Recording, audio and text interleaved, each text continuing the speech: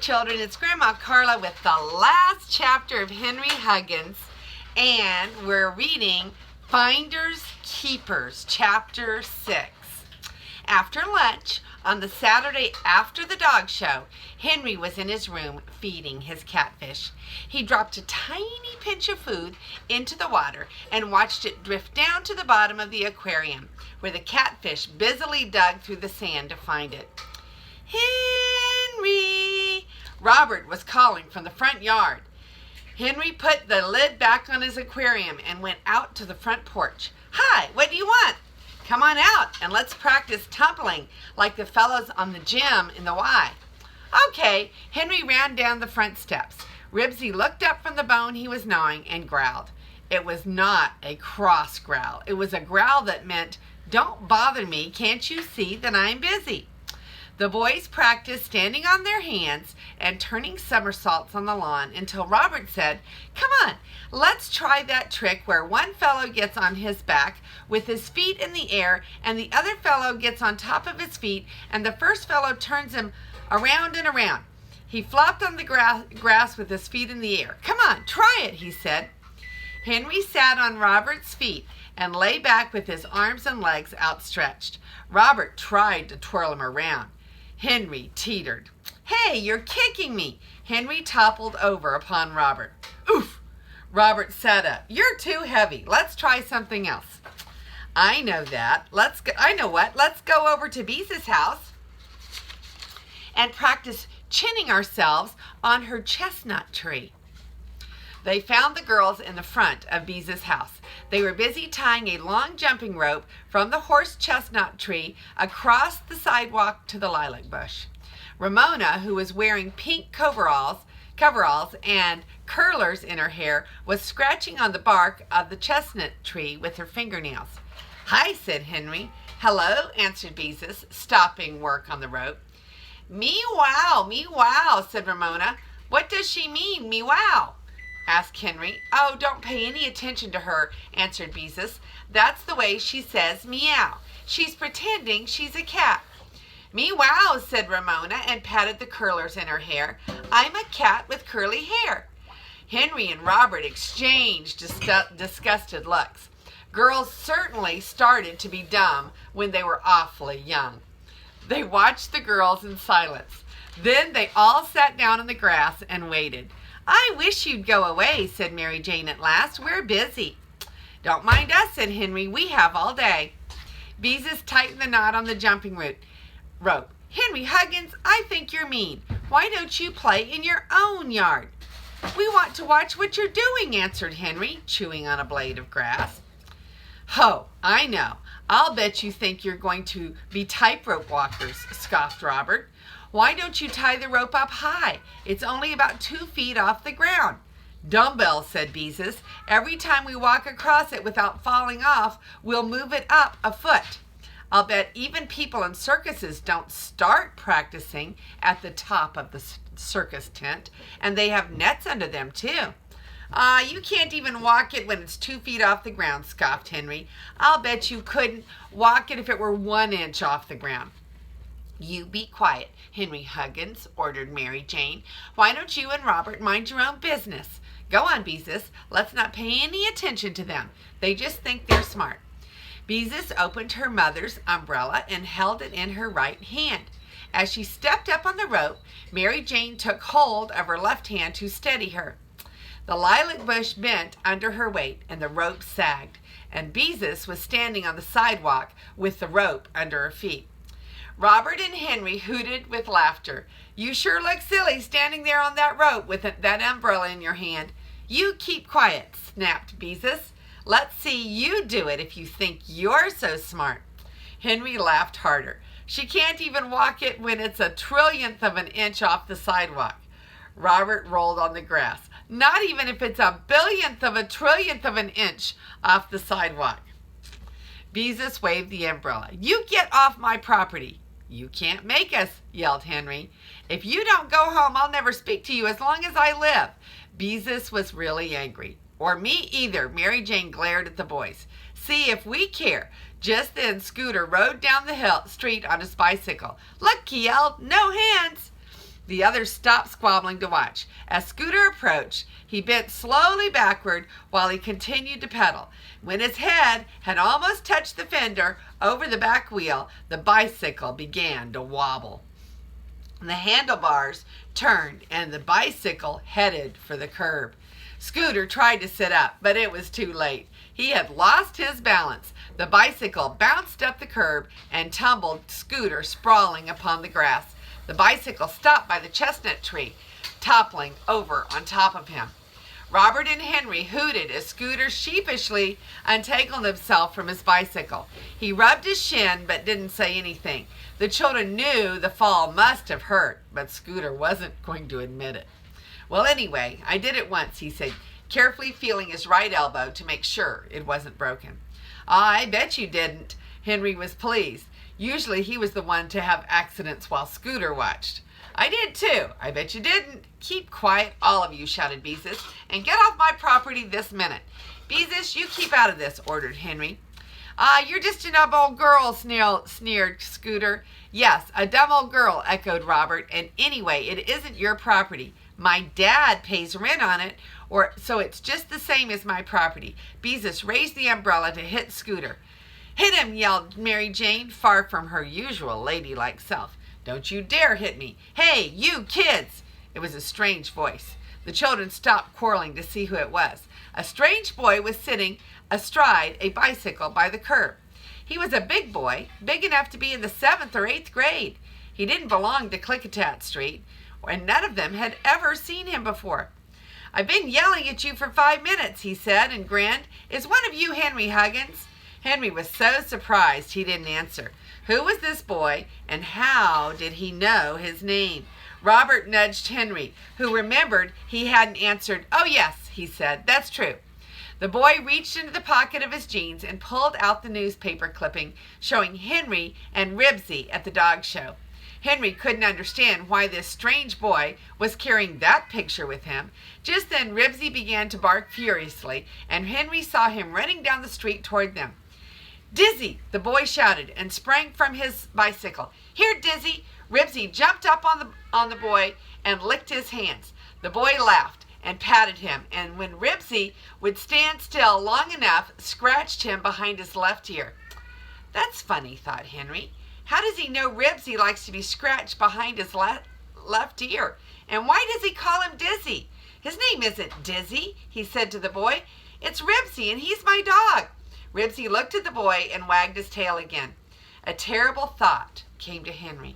Ribsy must have belonged to the boy before he found him in the drugstore over a year ago. The boy had seen his picture in the paper and had come to take him away. If only Ribsy hadn't won the prize in the dog show and had his picture in the paper, then the boy would never have found him. Henry didn't know what to do. He couldn't give Ribsy after a whole year. He couldn't. He moved closer to Ribsy and put his hand on his collar. "He's my dog," he said. "He's my dog, and you can't take him away. He was a skinny old dog when I found him, and I bought him a collar and a license and a dish, and now I buy him 2 pounds of horse meat every week and Wolfie's dog food besides. And I wash him and I brush him and everything." Henry gulped. "You can't take him away." "Henry does take awfully good care of him," added Beezus loyally. "Henry found him, so he must have run away from you," said Robert. "Finders keepers, losers weepers," shouted Mary Jane. "Well, I had him longer than you have," said the boy, "and I fed him and brushed him too. I had him when he was a puppy. He used to chase his tail so much that I named it Dizzy. And the only reason he ran away was because he was heartbroken. I went to scout camp for the summer, and Mom and Dad went east, and we left Dizzy with Aunt and Uncle. They said he was so lonesome and homesick he wouldn't eat or play or anything. And then one day they couldn't find him anywhere. They thought maybe he'd gone home to look for me, so they drove over to our house to look for him. He wasn't there, and they looked every place. They advertised in the paper and everything." "So he did run away," said Robert. "You left him, and he ran away." Ribsy licked the boy's hand again. "Look, he remembers me and wants to come home with me." "But he likes me too," protested Henry. Ribsy looked at Henry and wagged his tail. For the first time, Scooter spoke. "We like Ribsy right here in the neighborhood. He's just about the most popular dog around here, and every one of us would miss him." Henry stared at Scooter in amazement. It was the first time he had heard him say anything good about Ribsy. "Yes, we all like him," agreed Robert. "All the kids at Glendale School like him. He waits for Henry every day under the fir tree, and all the kids know him." "Yes, what about us?" asked Beezus. Henry has taken care of him for a whole year, and I don't think it's fair for you to take him away." "He didn't have a collar or a license tag when we found him," said Henry. "He had them when I went off to scout camp. I don't know how he lost them, except my aunt said he was awfully thin when he disappeared.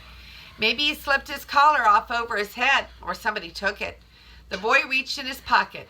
"I have my birthday money that you can take." He held out a $5 bill to Henry.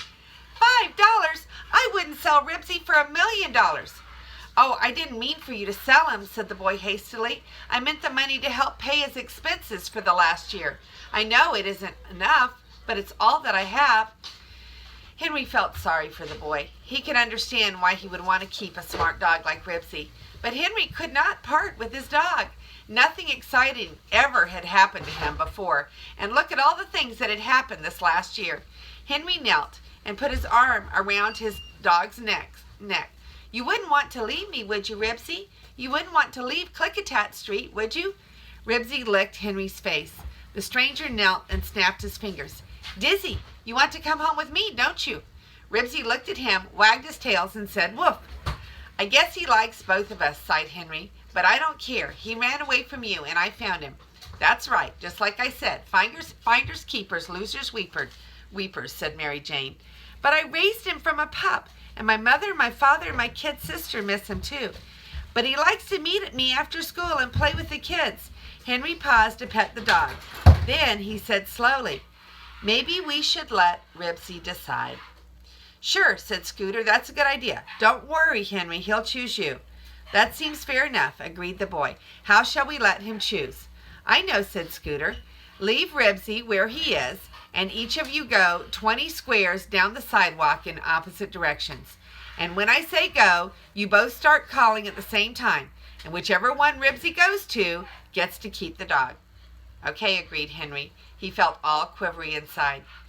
"Sounds fair to me," agreed the boy. "Oh, Henry, what if he doesn't choose you?" asked Beezus fearfully. "Don't worry," said Mary Jane. "He won't want to leave Henry." Scooter held Ribsy by his collar. Henry counted 20 squares down the sidewalk toward his house. The boy walked 20 the other direction.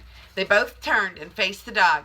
Henry's mouth felt so dry he was afraid he might not be able to call. Scooter turned to the boy. "Say you don't have any meat or anything in your pockets, do you?" he asked suspiciously. "No, I don't. Cross my heart." "How about you, Henry?" Scooter was going to be fair. Henry gulped. "No, me either." "Okay, we want to make this a fair contest." "Good luck, Henry," shouted Beezus. "Thanks," said Henry weakly. Scooter turned Ribsy toward the street so he was facing neither Henry nor the strange boy. "All right, you guys. Ready, set, go." He took his hand off Ribsy's collar. Here, Ribsy, come on, Ribs." At least Henry's voice worked. And here are the boys calling, one standing on one side, one standing on the other side. Poor Ribsy's in the middle. He has a horrible, horrible decision to make, doesn't he? "Here, Dizzy, Dizzy, Dizzy." The dog's former master snapped his fingers. The dog looked at Henry. He looked at the other boy, and then he sat down to scratch behind his left ear with his left hind foot. "Ribsy," wailed Henry, "come here. Here, Ribsy. Come, Dizzy, called the boy. Ribsy stood up and took a few steps toward the boy and wagged his tail. The children groaned. "Ribsy," shouted Henry, with a sinking feeling in his stomach. Ribsy stopped, turned around, wagged his tail, and said, "Woof." "Attaboy, Ribsy," shouted Henry. "Go on, Ribsy," screamed Beezus. "No coaching from the audience," ordered Scooter. Ribsy took a few steps toward Henry, and then he looked back at the other boy. "Horse meat, Ribsy, horse meat. Here, Ribsy, here, Ribsy." At the mention of horse meat, Ribsy looked at Henry. Here, Dizzy. Then the boy had an idea. Here, Ribsy, he called. "Hey, you're cheating," objected Henry. I'm supposed to call him Ribsy. There wasn't any rule about what we should call him." "That's right, Henry," agreed Scooter. "Look, he's turning around," shouted Mary Jane, but Ribsy only turned around to chew at a spot near his tail.